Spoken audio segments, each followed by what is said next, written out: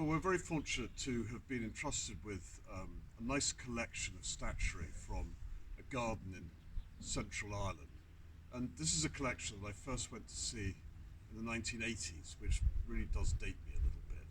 And it belonged to a very, very charming Irish businessman who was involved in the retail trade.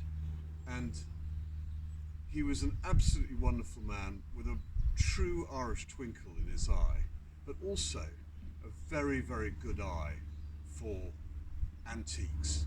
And he was able, in the post-war period, to furnish his house and gardens with the most wonderful objects that were coming onto the market at a time when so many Irish houses, large Irish houses, were becoming derelict.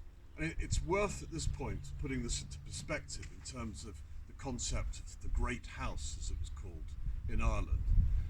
During the 17th century, a number of Englishmen were granted huge tracts of land over in Ireland, really as a way of asserting Protestant supremacy over the largely Catholic population. And these houses were very much used as symbols of their power and really to keep the lower classes in their place. Well, not surprisingly, as the years rolled by, this produced a lot of dissatisfaction and dissent amongst the local population.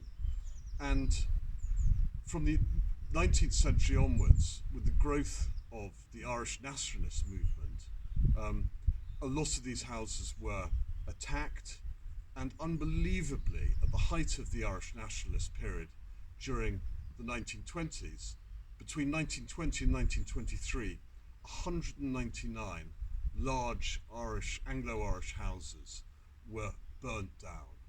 Many of them were amazing examples of 18th and 19th century architecture with a real message of power to promote. Now, the reason I've said this is that this puts into perspective the sort of environment in which our Irish businessman was managing to collect. He was able to go around a lot of the dispersal sales from these Irish houses and pick up the most amazing objects. And this is an opportunity which really just doesn't happen anymore. So, all in all, it's a great opportunity to acquire pieces that were collected, if you like, in a golden age of collecting. Let's just look at a few of the pieces in a bit more detail.